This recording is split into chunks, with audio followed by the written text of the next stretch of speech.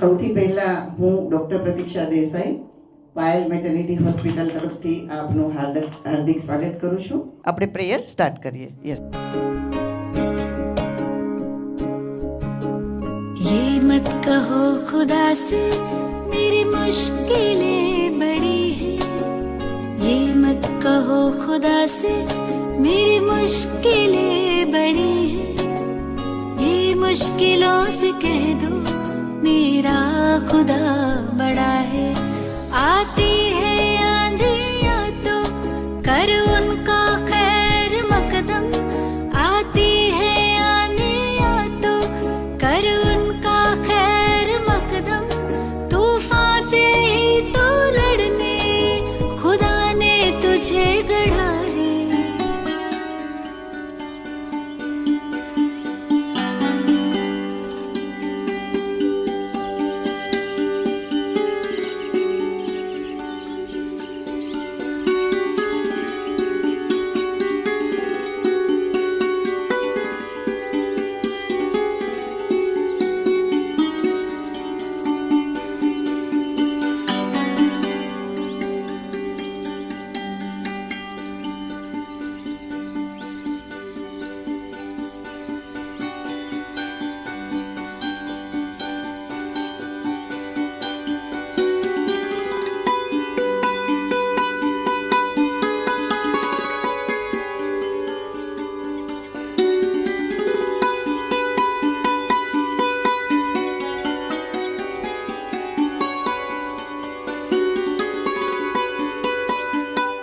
પણ આઈક્યુ કે જે એની ઇન્ટેલિજન્સી છે એના ઉપર વર્ક આપણે અત્યારથી કરશું તો એના બેનિફિટ આપને લાંબા ટાઈમે મળશે.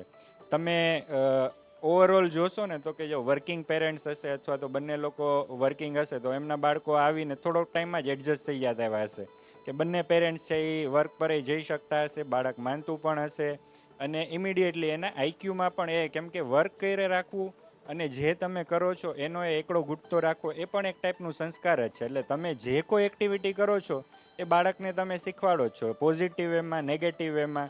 તો આ 9 મંથની જર્ની છે એને એક્સ્ટ્રીમલી એન્જોય કરીએ, કોઈ જાતની એન્ઝાયટી ના રાખીએ અને આ બધું તો લાઈફ ટાઈમ ચાલતું જ રહેવાનું છે. બાકી વેદ સ્વરૂપ કૃષ્ણનું સૌથી દિવ્ય સ્વરૂપ પૂર્ણ પુરુષોત્તમ ભગવાનનું એક સ્વરૂપ.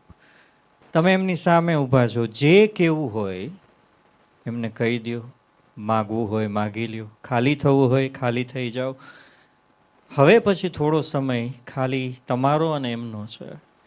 વચ્ચે હું દરેક કપલ પાસે આવીશ, તમારા સહસ્ત્રાર ચક્ર ઉપર હાથ રાખી તમને એનર્જી આપીશ, પણ આ સમય તમારો છે. જે કૃષ્ણ સાથે વાતચીત કરવી હોય એ એમની સાથે કરી લ્યો, મન ખોલીને.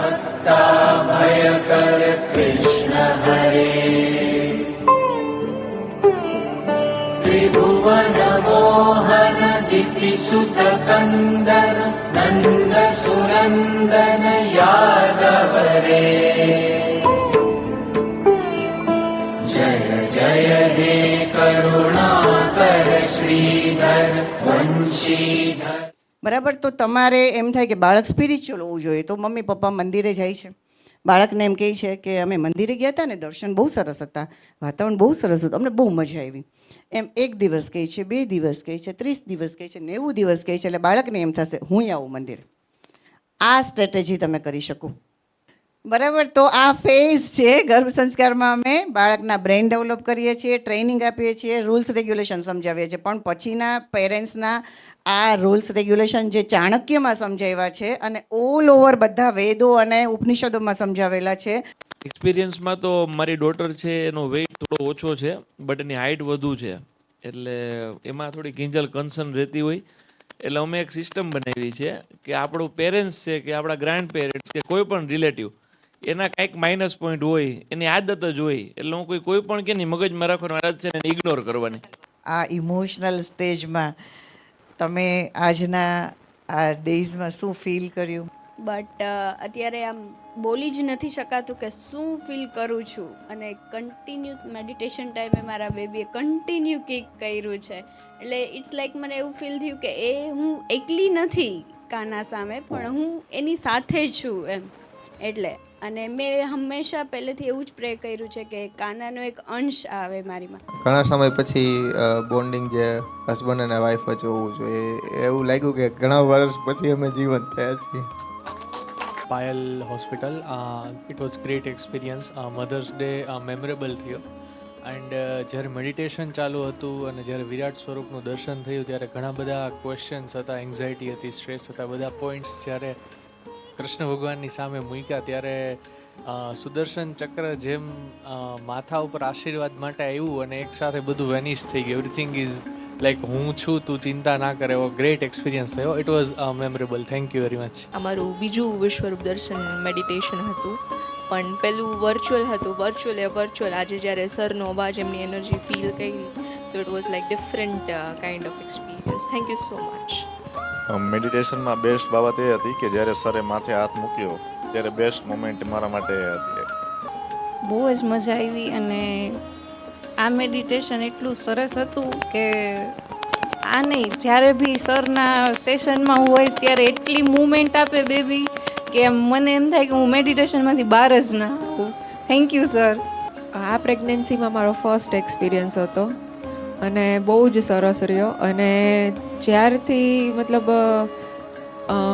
કૃષ્ણ ભગવાનનું કંઈ પણ નામ આવે કે કંઈ પણ હોય ને એટલે બેબીની મોમેન્ટ ફૂલ હોય છે, એકદમ જ હોય છે.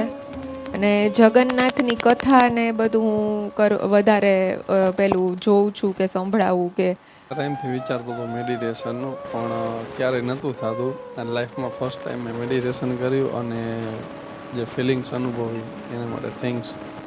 થર્ડ ટાઈમ કર્યું અને બહુ મજા આવી મેડિટેશન. આની પહેલાં બી જે સેશન હતું ત્યારે બી મેં કીધું હતું કે હોસ્પિટાલિટી તમારા હોસ્પિટલની ધી બેસ્ટ. મને એટલું સારું લાગે ને, જસ્ટ અમે હોસ્પિટલે આવીએ ને તો બધા પૂછે કેમ છે, ઓકે એ બી લાઈક ઇટ મેટર્સ એમ કે બહુ જ સારું લાગે કે તમને ભલે તમને સારું જ છે બટ તમને કોઈ પૂછે છે એમ કે તમને કેવું લાગ્યું એમ. અમને ખૂબ આનંદ છે કે આ મહાભારત એક બાળકને લાવો એ એક યુદ્ધ જેવું જ છે એક રીતે તો, પણ પ્રતીક્ષા મેડમ ને ભગીરથ સર જેવા અમારા સારથી છે, અમને આટલા સરસ મળ્યા એના માટે દિલથી થેન્ક યુ સો મચ. ઈશ્વર કરે કે તમે અવારનવાર પ્રોગ્રામ અવારનવાર બધા જ પેરેન્ટ્સ માટે કરતા રહ્યો. હર વખતે પાયલ હોસ્પિટલ અને રેડસ્ટોન એ 100/100 કરે છે વિધાઉટ એની એરર. અને જ્યારે બેબી આવે ને એ બધું જ એમાં દેખાય છે. એટલે મારી સેકન્ડ જર્ની પણ હું અહીંયા જ કન્ટિન્યુ કરવા માગું છું.